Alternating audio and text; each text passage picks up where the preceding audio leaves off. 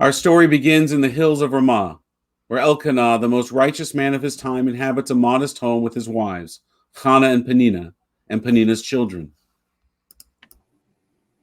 Chana, my love, Penina, please ready yourselves for the journey to Shiloh. We must leave before dark. Elkanah, all of the children and I are ready to depart. We have our food, our necessities, and all we need for the offering to the Eternal. Chana, are you also ready, my love? His answer comes only in silence.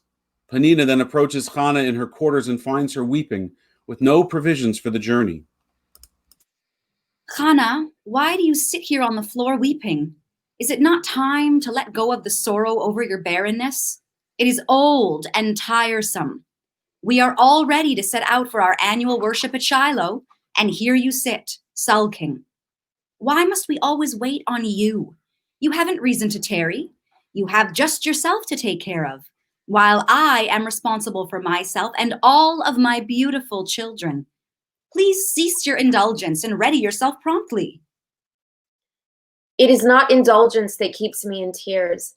It is my lack of purpose, my grief, my sorrow. What have I been put on the earth to do if it is not to love, nurture, and raise offspring to carry on my husband's name? The Eternal has closed my womb and left me in the dark, cold night of emptiness. I cannot in good faith accompany my husband to Shiloh to worship and offer sacrifice to God, for I am nothing without a child. I am hollow inside. Does an empty body need to worship the Lord? Well then, we shall leave without you. Elkanah will surely not miss you on our pilgrimage. Elkanah and I, along with all of our children, will go to Shiloh as a family, just as God would have it. Penina then leaves Chana and joins Elkanah. My dear husband, we are ready. But dear Chana is sick with sorrow. She implores us to leave her to her pain and travel without her gloomy personage. She fails to see the goodness in you, me, or the God that we worship.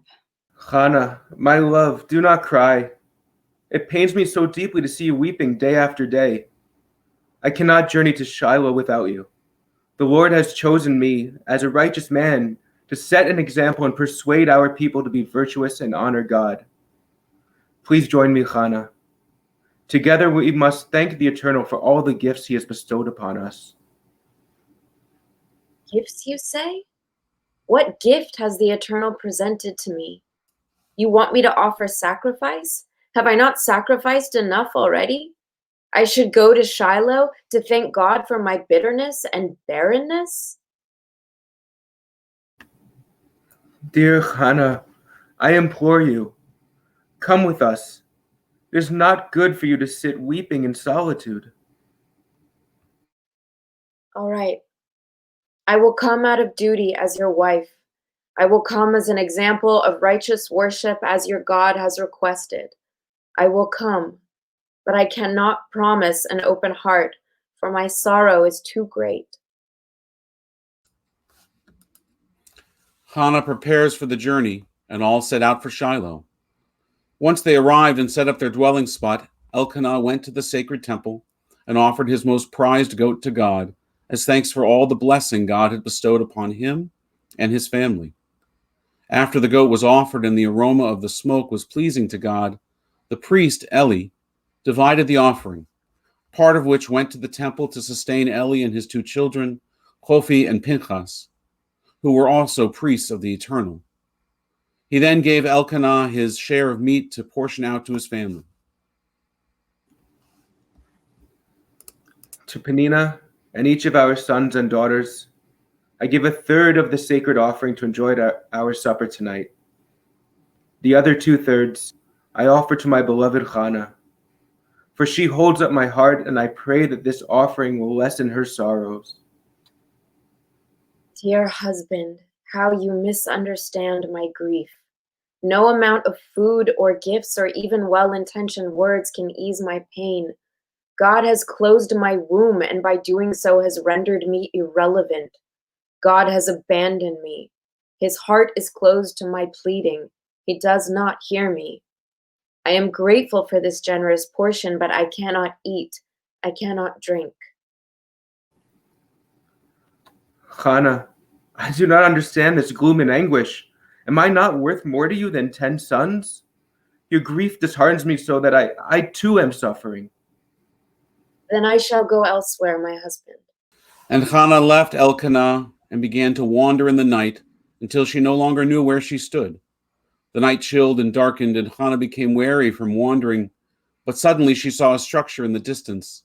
She walked towards it in hopes that she could rest there for a while. As she approached, she realized that she had wandered up to the Temple of the Eternal. Dear God, why have you led me here? Your unloved servant has no more will to prevail upon you for a child. You will not hear my pleas. My body has betrayed me. My God has abandoned me. My life means nothing. As Chana revealed her pain to God, her heart reopened, and she began to pray with such fervency and devotion that God listened and heard her prayers. Eternal host of heaven, if you will see your loyal servant's affliction and remember me by giving me a son, I will give him back to you to serve you all the days of his life, and no razor shall be lifted to his head. Eli, the priest who governed over the temple, sat upon his throne and watched Chana from afar as she swayed and spoke in a voice that only she could hear. He passed judgment upon her. Woman, why do you persist in drunkenness? Put away your wine. Get rid of it. Eli's judgment fell hard upon Chana, and she felt shame wash over her. But God gave her strength to speak her truth. No, my Lord, a woman of sorrow am I. I drank neither wine nor spirits, but poured out my soul before the Eternal. Do not take your servant for a worthless woman. All this time I have spoken from the depths of my despair and anguish. And Eli was humbled, and he recognized his error in thoughtlessly denouncing a woman of valor and courage, who challenged God with grace and passion.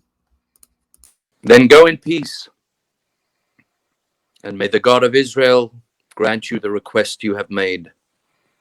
May your servant find grace in your sight. And Chana went on her way and felt peace because Eli had listened and heard her truth. As the sun arose, Elkanah and his family returned to Ramah, and Elkanah knew his wife, and God remembered her. Chana conceived and gave birth to a son. I shall call you Shmuel, because it means requested from God, and because God listened. The name Shmuel will also reflect God's patience and empathy as the Lord listens to those who pray with a true and open heart. When it came time for Elkanah to return to Shiloh, Chana was clear in her decision to keep Shmuel at home with her. Until the boy is weaned, I shall not bring him to the temple, for once he appears before God, he will stay there forever. You are a strong woman, Chana. It must be difficult to finally have the son you yearned for and then give him back to God. You are a righteous woman who remains steadfast in honoring the vows to which you've sworn. Do what you think best, and when you have weaned him, bring him to the Eternal. As the years passed, Chana grew to love and cherish Shmuel with a depth and breadth deeper than any mother had ever loved a son. She stayed true to her intention and kept him with her until the boy was weaned. But Chana knew that God had listened to her and that she too must listen and acknowledge the promise that she made to God. She took Shmuel to Shiloh with a 3-year-old bull, 1 ephah of flour, and a skin of wine. They slaughtered the bull as an offering, and Chana delivered the boy to Eli in the house of the Eternal. But Eli did not see Chana, for he could not recognize her without her downcast heart and hopeless disposition. Please, my Lord, as you live, I am the woman who stood here with you, praying to the Eternal. It was for this boy that I prayed, and the Eternal granted my request. I, in turn, grant what the Eternal asks of him. As long as he lives, he is dedicated to the Eternal. And Chana worshipped there with Eli and Shmuel. Through the eternal, my heart knows joy. My horn is raised. My mouth opens wide against my foes, for I exult in the Lord's delivery. All-knowing is the eternal God, whose deeds cannot be measured. He raises up those who are broken and empowers the weak who falter. It is you, our Lord, who opens the womb of the barren, feeds the hungry, and lifts the poor from the dust. There is nothing as holy as you, God, for there is nothing besides you.